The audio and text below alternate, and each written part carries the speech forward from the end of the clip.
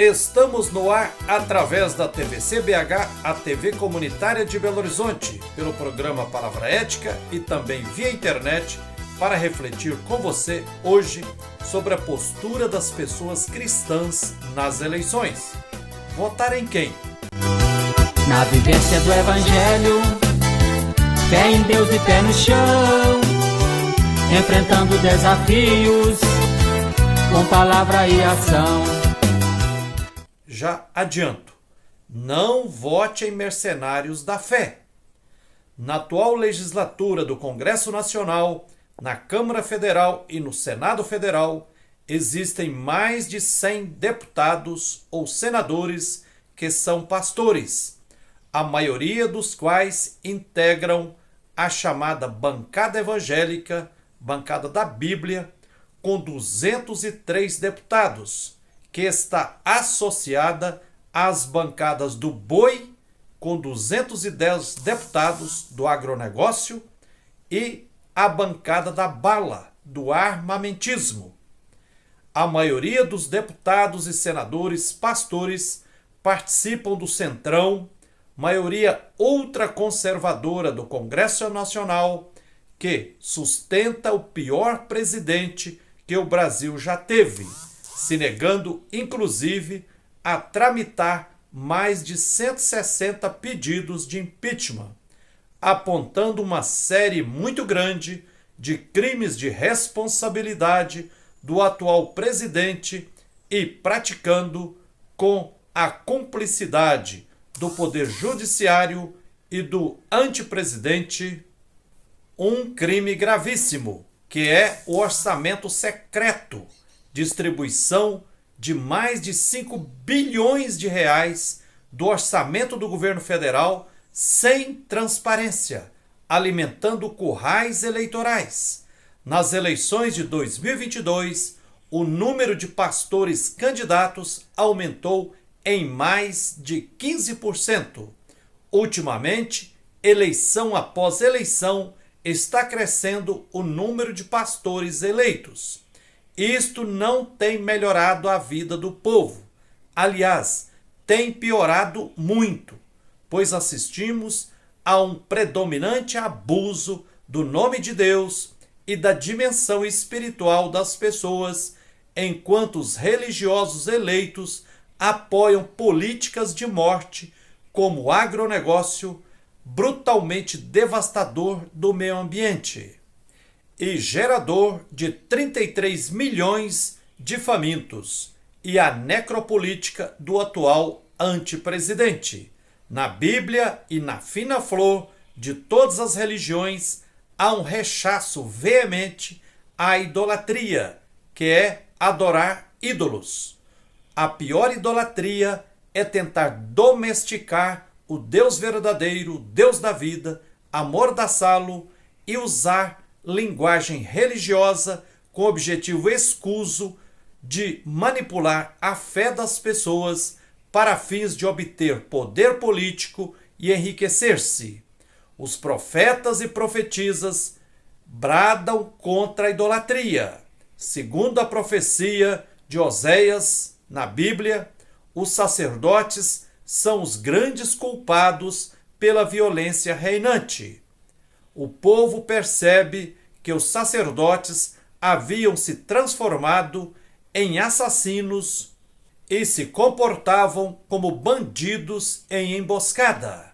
Diante dessa dramática máfia religiosa e política, o povo, passando por um processo sofrido de conversão, conclui, voltando-se para o Deus Javé, diz o seguinte: é em ti que o órfão encontra misericórdia.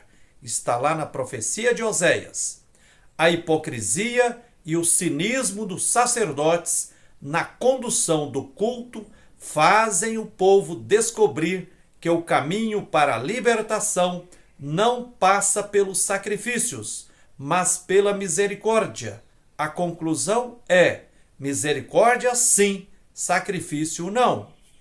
A mais cruel idolatria é a do mercado idolatrado, que faz, em nome do ídolo mercado, ir passando a boiada os gigantes tratores devastando os ecossistemas para extrair minérios ou produzir commodities para auferir acumulação de lucro e capital e deixando nos territórios terra arrasada, desertificação, contaminação do solo, das águas, do ar, fazendo êxodo rural e crimes socioambientais premeditados. E com isso, jogando nas agruras da fome mais de 33 milhões de pessoas. Ai de quem usa em vão o nome de Deus e abusa de versículos bíblicos, citando-os para tentar legitimar posturas que geram discriminação, opressão, injustiça, violência e morte de muitas formas. Sendo um camponês indignado diante da injustiça agrária, social e urbana, o profeta bíblico Amós brada: escutem, exploradores dos vulneráveis, opressores dos pobres do país. Vocês ficam maquinando quando vai passar a festa da lua nova para podermos pôr à venda o nosso trigo?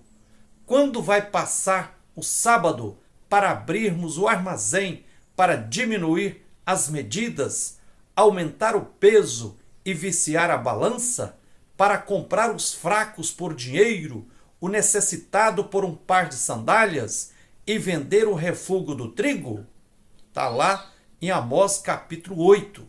Esta veemente profecia se encaixa perfeitamente em uma legião de pastores e padres que usam e abusam do poder religioso que têm para se enriquecer, curtir vida luxuosa, enquanto vira as costas para o povo injustiçado, seja por ignorância, por mediocridade ou por propósitos não confessados.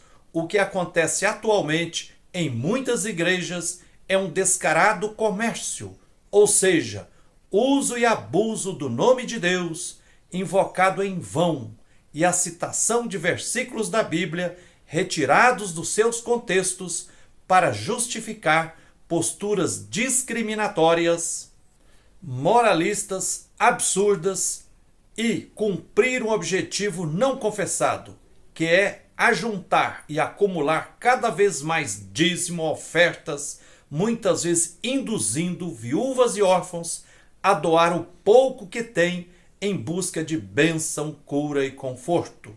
É cretinice alardear Deus acima de tudo, mas fomentar o armamentismo, a devastação ambiental, a perseguição aos povos indígenas, quilombolas, LGBTQIA+, reforçar a cultura machista e patriarcal e amputar cada vez mais o braço social do Estado. Dizer de forma abstrata que é contra o aborto e, na prática, amputar direitos trabalhistas, previdenciários, retirar dinheiro do SUS e da farmácia popular é, na prática, abortar milhões de famílias, empurrando-as para a fome, a doença e a morte lenta. O Estado brasileiro é laico, pois a Constituição Federal de 1988 garante a liberdade religiosa, mas isso não pode recair em libertinagem religiosa, que é usar em vão o nome de Deus para projetos de poder. Abuso de poder econômico e político já são considerados crimes eleitorais que levam à cassação da candidatura ou dos candidatos eleitos. O abuso do nome de Deus e da fé das pessoas também precisa ser considerado crime eleitoral e levar à cassação do candidato e do eleito, que se aproveitou da dimensão da fé das pessoas, iludindo-as. Procure saber se os pastores e líderes religiosos candidatos doam de fato a vida em defesa do povo empobrecido ou se eles e elas se servem da fé das pessoas humildes.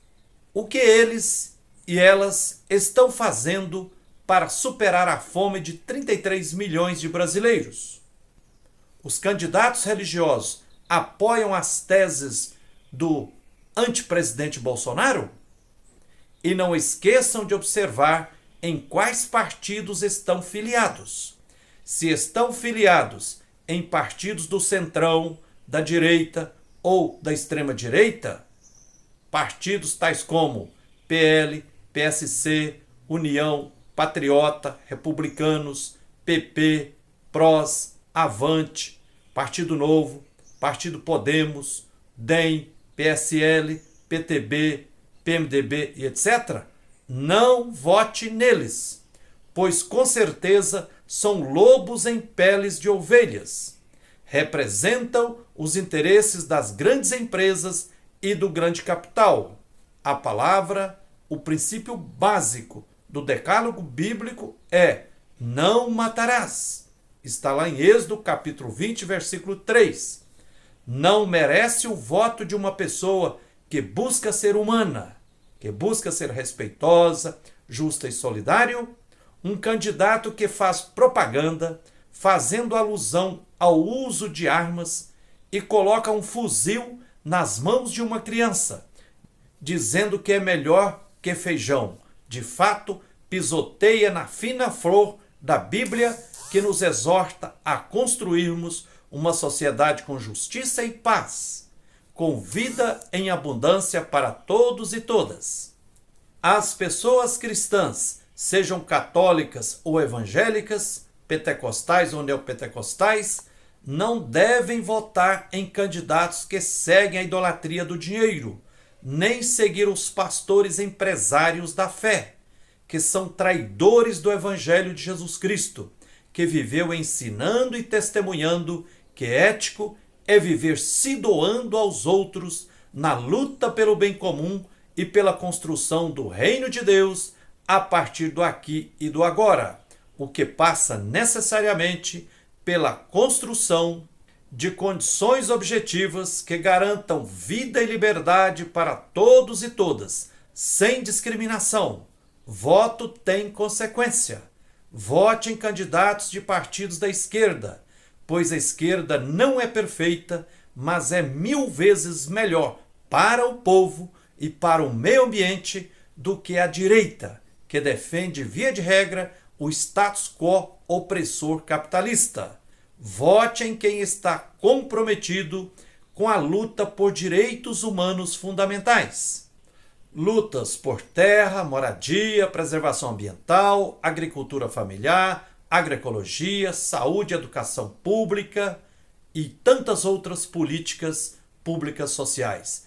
Priorize eleger mulheres de luta pelo bem comum, negros que lutam pela superação do racismo e indígenas que estão comprometidos com as lutas pelo resgate dos territórios indígenas e pela abolição da famigerada tese do marco temporal. É isso aí, que a luz e a força divina nos inspirem sempre na luta por direitos e por tudo que é justo. Um abraço terno de Frei Gilvander Moreira e até o próximo Palavra Ética. Um político cristão que é conscientizado, é difícil ir na onda do sistema de mercado, só defende o que é bom para a coletividade, prioriza o que é do povo dentro da comunidade.